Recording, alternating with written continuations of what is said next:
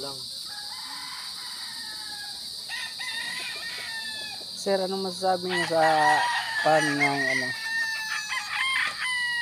Sir, baka pwede lang interview. Ito, boss. Boss, interview ka. Itong ang. Interview sa itong ang.